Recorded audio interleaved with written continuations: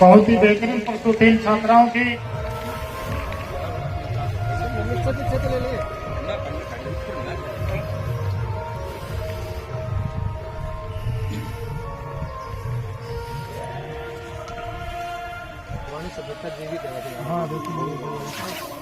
हाँ जी सर, इधर हो जाओ।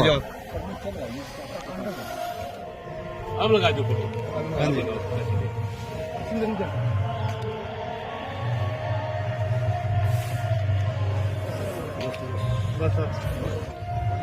हाँ जी रमेश जी।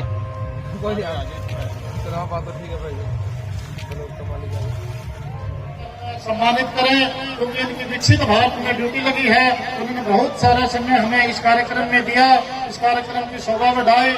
सरपंच साहब और कमेटी सदस्य श्री श्री की पावन धरा पर पहुंचने पर लोमस तीर्थ सेवा समिति की तरफ से, समस्त ग्राम पंचायत लोधर की तरफ से, समस्त ग्रामवासियों की तरफ से मैं हार्दिक स्वागत, अभिनंदन और अभिवादन करता हूँ। इनके साथ परम आदरणीय आज के मुख्य अतिथि हमारे एसडीएम साहब श्री गुलजार जी, गवर्नमेंट स्कूल के यस श्री समाज सेवी श्री दिलबाग सिंह संगील जी और देवेंद्र अत्री जी, अक्षयदीप बीडीपीओ, बलिंदर खटकर एबीपीओ और विकास काला चेयरमैन जो अब चले गए हैं, मेरे सारे स्टाफ मेंबर्स, प्यारे बच्चों, गांव के नौजवान साथियों, बुजुर्गों, माताओं, बहनों, मेरे को तो आपने कई बार सुना है, लेकिन प्यारे बच्चों जो एसडीएम साहब जो आज मैं बताने जा रहा हूँ, ये ऐसा ज्ञान है जिसको मतलब धीरे धीरे लोग होकर जा रहे हैं। मैं ये बताना चाहता हूँ कि महर्षि लोमस कौन थे और इनकी क्या मतलब भक्ति कैसी रही। महर्षि लोमस बहुत पहले त्रेता युग से भी, सतयुग से भी पहले के एक बहुत बड़े योगी थे। ये जो गांव है ये उस योगी का जन्म स्थान है। महर्षि लोमस ने इतना तप किया कि शिव को 4 बार आना पड़ा। हर बार शिव आते तो महर्षि से बोलते कि बोल क्या चाहिए, तो महर्षि इनकार कर देते कि मैं कुछ नहीं चाहता, मैं आपकी भक्ति चाहता हूँ बस। चौथी बार जब आयो कहे कि ये तो फिर धर्म की हानि हो जाएगी, विधि का विधान बदल जाएगा, आपने मांगना ही पड़ेगा। तो महर्षि लोमस कहने लगे कि मुझे अमर कर दो। शिव ने इनकार कर दिया कि अमर तो नहीं कर सकते। क्या जी फिर मेरी उम्र कितनी दे दो कि मेरी उम्र कितनी हो कि मेरा एक लोम, इसलिए लोमस कहा जाता है, एक लोम एक कल्प वर्ष में गिरे। कितने बच्चों को पता है कल्प वर्ष कितने का होता है? 1000 युग का कल्प वर्ष होता है, 1000 युग का। और एक युग की आयु 4,32,000 वर्ष है, यानी कलयुग की आयु 4,32,000 वर्ष है।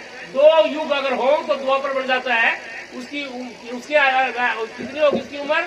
8,64,000। और त्रेता में 3 युग आते हैं, तो 4,32,000 को 3 से गुणा कर लो, यानी 12,96,000 वर्ष।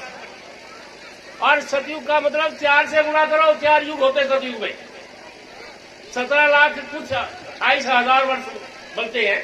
इन सारा का जोड़ अगर करें, यानी ये 10 युग बनते हैं।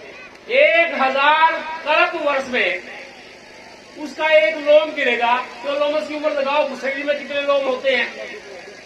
और एक लोम में 12 ब्रह्मा चले जाते हैं, 12 इंद्र।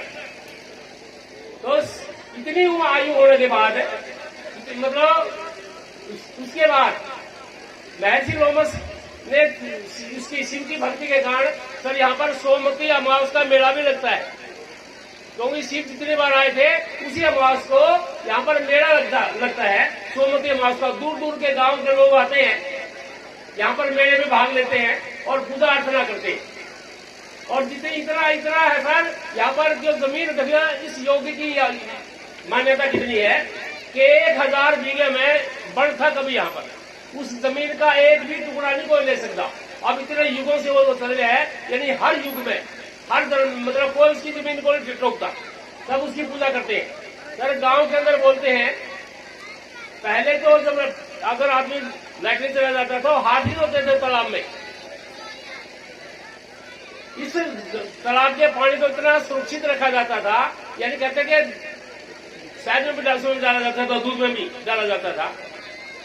तो सर इतने लोग पूजा करते हैं। जब मैं यहाँ प्रिंसिपल था, कितने IAS ऑफिसर जैसे ख्यालिया जी, मोहम्मद साइन जी, अरविंद जी, बहुत IAS ऑफिसर, SS ऑफिसर आए।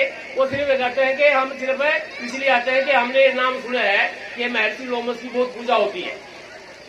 तो सर इस पूजा के कारण यही कारण था, मतलब कुछ तो ऐसी ये भी होता था कि ऑफिसर कहते थे हमारी बदली नहीं होती है, बदली करवा दो, ये कुछ कर दो। हम हमेशा मिलने के लिए आते थे। कम से कम 12 IAS ऑफिसर यहाँ पर आए हैं। गवर्नमेंट स्कूल में जब मैं था प्रिंसिपल, 8 साल में यहाँ प्रिंसिपल रहा, तो 12 IAS ऑफिसर आए। हर एक की कोई न कोई कामना होती थी। एक तो डीओ कहने लगी थी मैं इसलिए आई हूँ, मेरी रोहतक की हूँ, मैं बदली नहीं हो सकती और मैं टंगर आती हूँ। तो उसके साथ चलो मैडम जी चलो महर्षि पे, तो महर्षि पे गए तो उस एक हफ्ते में वो आ गया कि गिल साहब मेरी बदली होगी। महाजी बहुत अच्छी बात है। सर हमने गांव ने 10 एकड़ जमीन दी थी स्कूल के लिए, उसकी 4 दुआरे के लिए 20 लाख रुपए आए थे। वहां पर दिल्ली चंडीगढ़ से एक एक्शन आता था, लाल सिंह नाम था। वो कहने लगा जी मैंने नाम सुना है कि महर्षि को लोग इतना मानते हैं, मेरी बेटी का MBBS में दाखिला नहीं होता। महाजी दो प्रसाद बांटो, 500 रुपए की टॉफी सारे स्कूलों में बांटी। सर प्लीज एक हफ्ता में आ गया, एक हफ्ते में उसका नंबर आ गया। और तुम देखिए सर यहाँ पर जितने भी अधिकारी आते थे त्रिवेणी लगाते थे। इस स्कूल में 143 त्रिवेणी लगी है, 143 त्रिवेणी।